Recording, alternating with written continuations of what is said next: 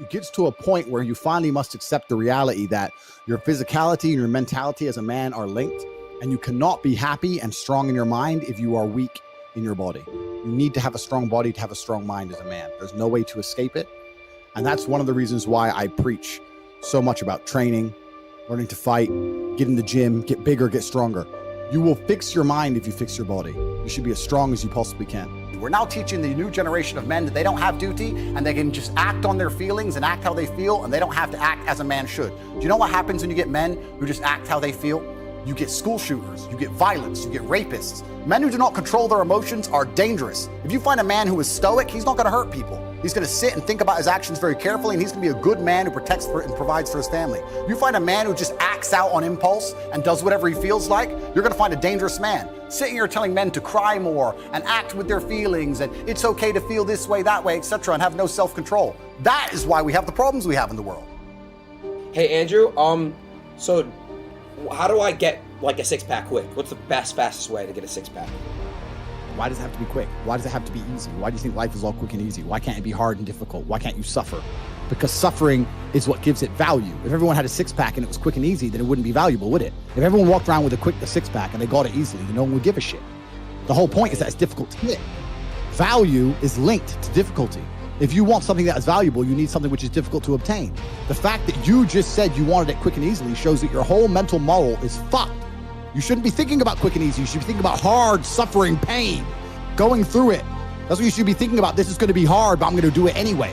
Because when it is done, then everyone's going to know that I went through something difficult. The bad things that are happening to you are what you need to become the man that you want to be. Someone emails me and says, "This has happened to me." I'm like, good. No, what do you mean good? It's terrible.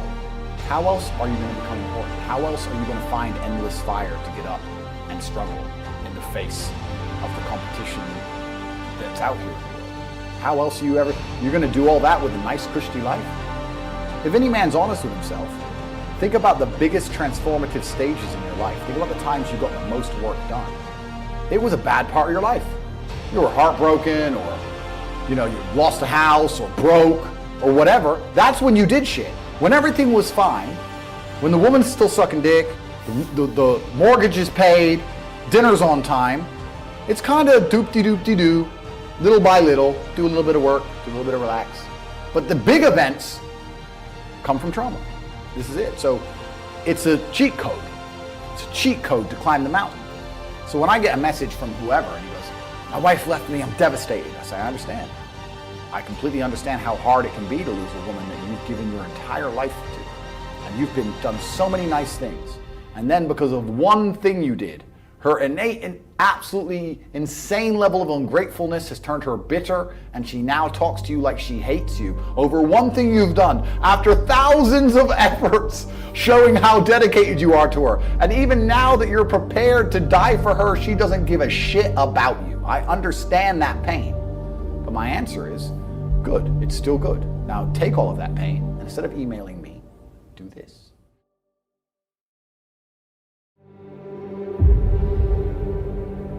We live in a comfortable world now where people think, oh, it doesn't matter, it doesn't matter. But you know what? To some degree, it does matter. It does matter, and I'll tell you who it matters to. It matters to your soul, and it matters to God. I stand in the mirror with a pure heart. I know I am the best version of me that could possibly ever exist. I know that God is proud of me. There's nothing that God hates more than sloth and laziness. If God were to create a man and that man were to sit around and do fuck all, God will frown upon you. It's why you're never lucky.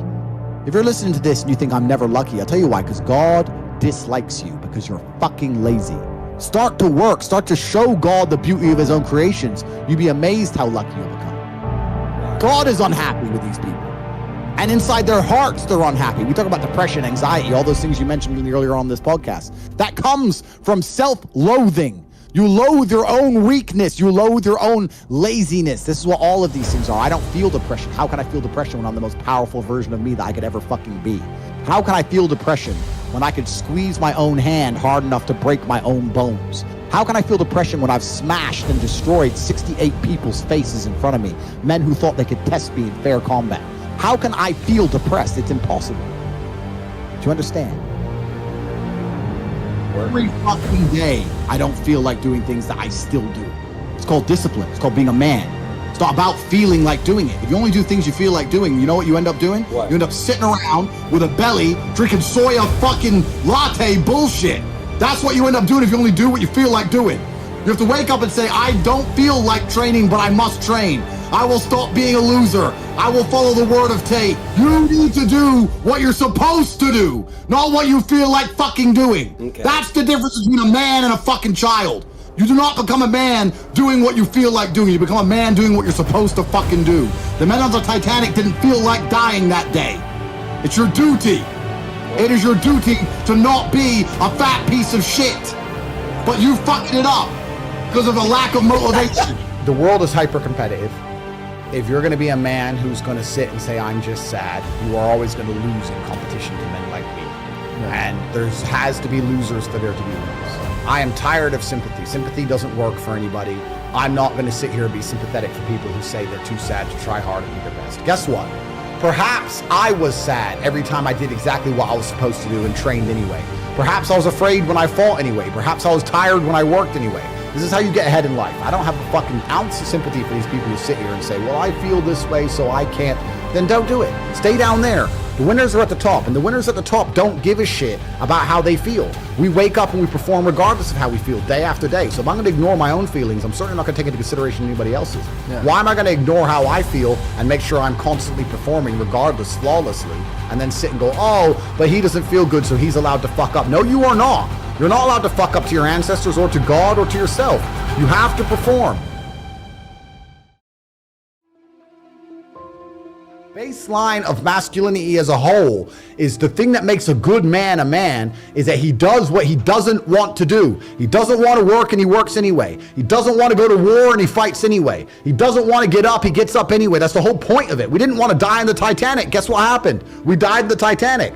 You can't sit there as a man and say you don't feel like it. You're not allowed to not feel like it. You're supposed to do it anyway, regardless. Yeah. So when a man sits there and says, oh, but you don't understand, I'm struggling with motivation. If you are struggling with the motivation to be a winner, then stay a fucking loser.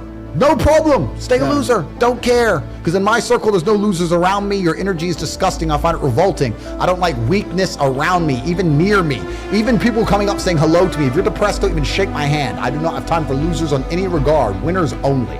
I find it amazing there are people out here today who are going to sit and say, oh, I'm sad, I'm too depressed, I don't want to work hard.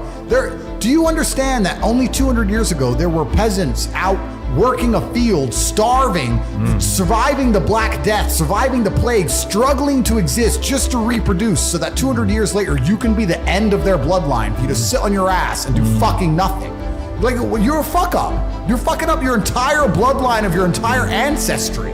You owe these people things. They went through hell for you to exist. You have a debt, you have a duty to pay.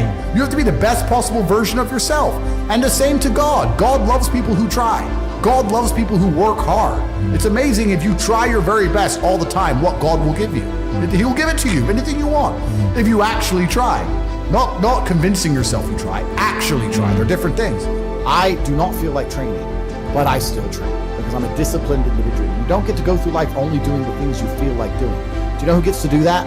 Women. Beautiful women. Beautiful women get to do what they feel like doing. As a man, you have to do the things you're supposed to do. Because what we said earlier is absolutely true. It's player versus player.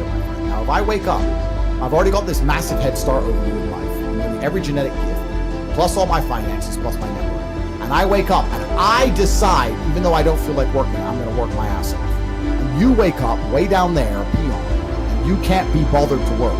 What chance do you have against men like us? You don't stand a chance. You can't get the girl. We'll take the girl off you.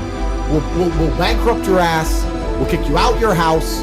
You name it. You don't stand a chance. Now, if you're going to wake up and look in the mirror and understand that you're absolutely not crushable, that you're a rabbit, and that lions exist, and that's not going to motivate you to do something about it, then you're a lost cause. And there's no point asking us a question.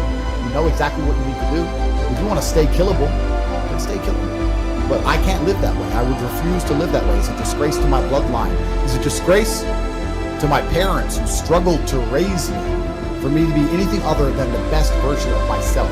That's honor. I have honor to my last name and to my ancestry. It would be disgusting for them all to have fought saber-toothed tigers so I can wake my lazy ass up, jerk off all day, and ask on YouTube how I can stop being a fucking loser. You understand where I'm coming from? No, 100%. So this is down to you, my friend. And listen, you may feel fired up for 10 minutes after this little talk. But you're not going to feel fired up forever. You need to put systems in place. You need to get discipline. And like Justin says, you need to get an atmosphere of people around you who are going to keep you accountable and not make it easy for you to continue to be a fucking nobody. And then you're going to fix your life. Otherwise, you're going to stay a nobody. I can't imagine truly wanting to quit something and not being able to quit. I can't imagine it. Like, when I talk to people who say, I want to quit smoking, I say, when? They go, oh, well, soon. But that means you don't want to quit.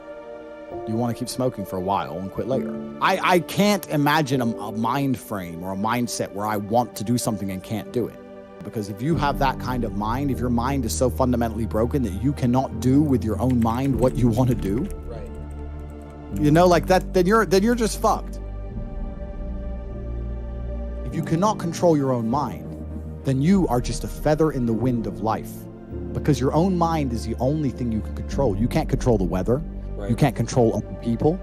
You can't even control whether your heart stops beating. You might have a heart attack tomorrow. You can't control anything besides what you think. If you cannot control your own mind, then you go through life with zero control, zero influence. You can't control anything. You're just a feather in the wind, waiting for life to blow you from happy place to sad place to happy place to sad place, completely hoping on the gods to be fortunate to you, because if any genuine discomfort comes your way, you're fucked. It is trained like everything else in life. It is trained. So if you find yourself not appreciating what you have until it's gone, then you must blink and cure your brain. If you find yourself unable to focus or concentrate on tasks, you must blink and cure your brain. If you find yourself unable to go and dedicate yourself to something you don't want to do, you must blink and cure your brain. Because all of our minds have been under constant assault for years.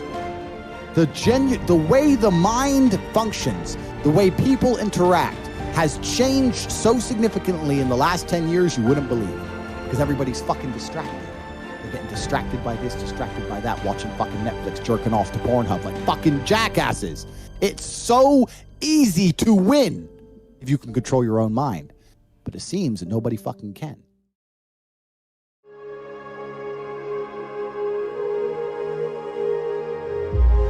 I am absolutely and utterly a believer in hard work. I'm a proponent of hard work. I have all this money and all I do is work. My entire life is work. This podcast is work. I'm getting in the car and going to another meeting, work. I'm going to fuck a bitch, that's work. I want to go to the gym so I'm in good shape, work. It's all work. My entire life is work. And people don't want to look at life that way. They want to talk about work-life balance and being lazy and all this crap. I don't believe in any of that. I believe in, if you want to win, you have to outcompete the man who's prepared to do nothing but work. It's player versus player. If you're going to sit there and go, I don't want to work more than an hour a day, well, the guy who does want to work more than an hour a day is going to beat you. And no matter how smart you are, there's always a smart dude who's doing the same smart work you are for more hours than you're doing it. That's just the nature of the game. I believe there's only 3 reasons people are not rich. One of 3 reasons. They're either stupid, arrogant, or lazy. Stupid is actually the smallest category. People think, oh, you know, there's a lot of stupid people. There are, but I know a lot of stupid people with a lot of money, right? There's so much money in it. To be too stupid to generate money, I think is less than 5% of the population. We're genuinely too dumb to ever make a good wage.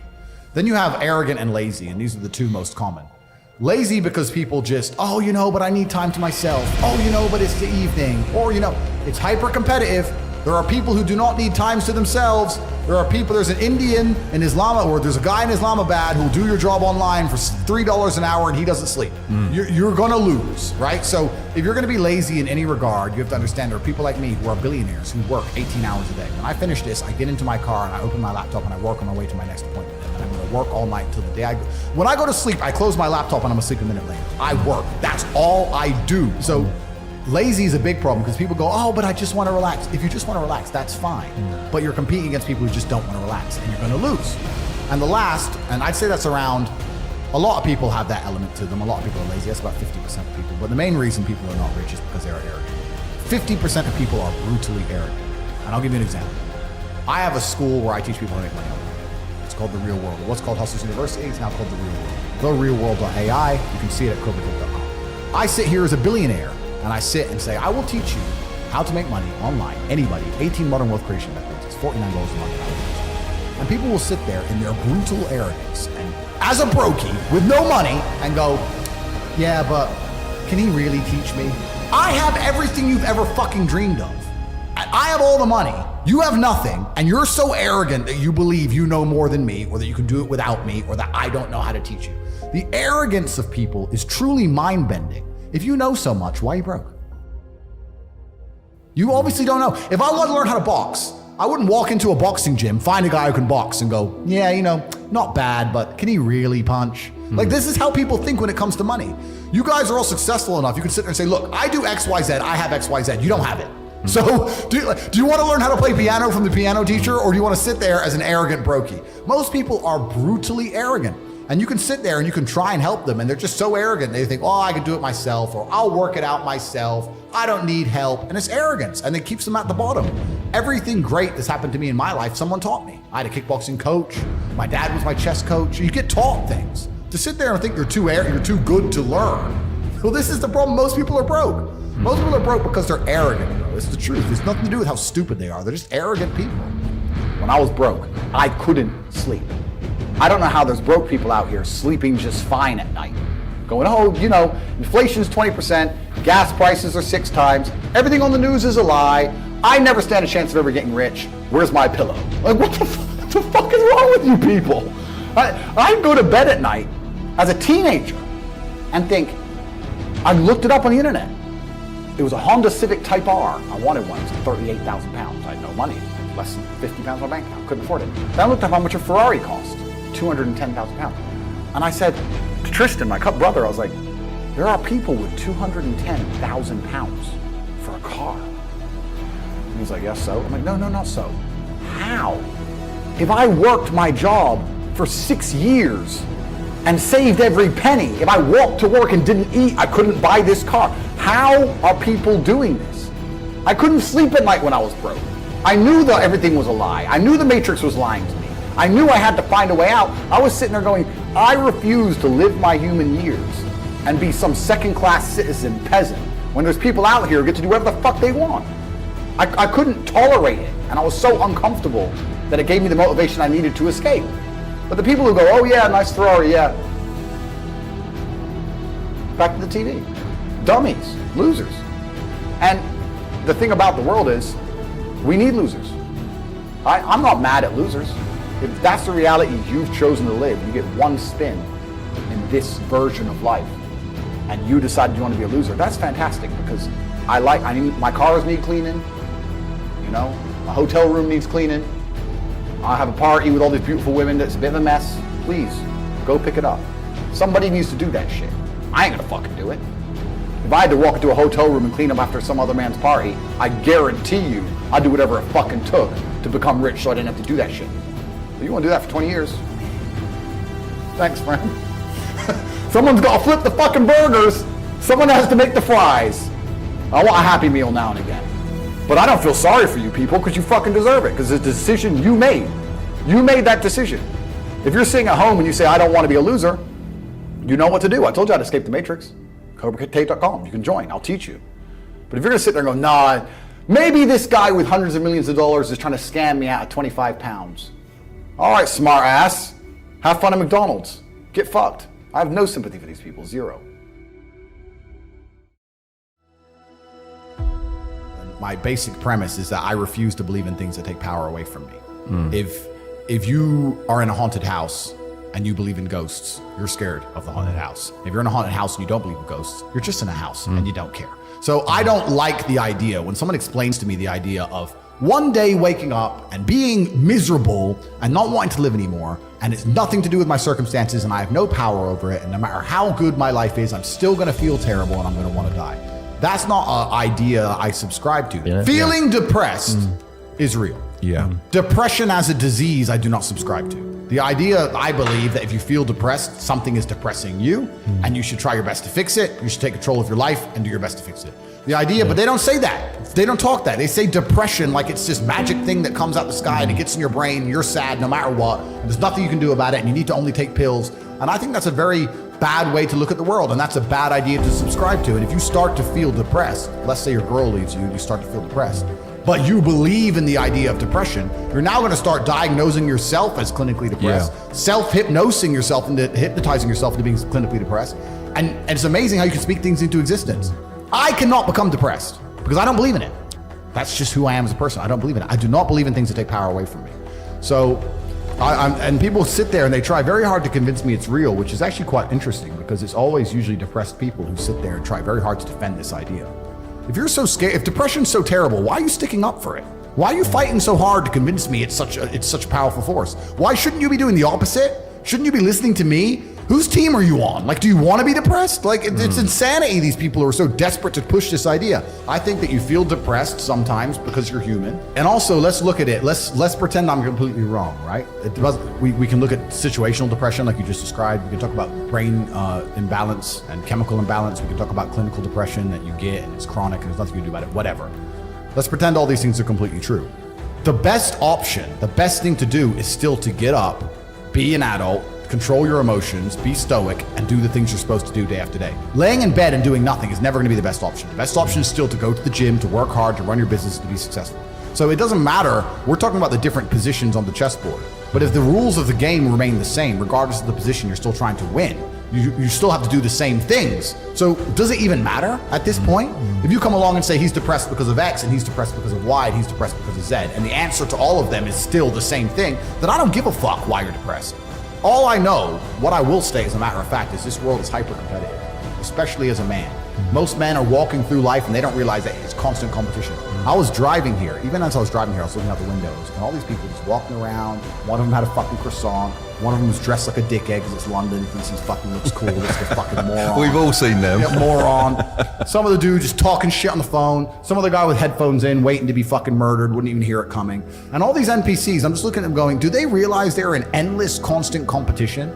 Every single pound they want, someone else wants. Every single girl they want, someone else wants. There are people like me out here. I will destroy, you could get all 30 of them in a room and I will sit by myself and absolutely annihilate them in any single metric. And they're just sitting there just fucking floundering and wandering through life, unaware of how competitive the world is. Well, and whinging how unfair and it is. whinging how unfair it is. And this is my point. If the world is truly that competitive, you do not have time to be depressed because it's a non-competitive mind state.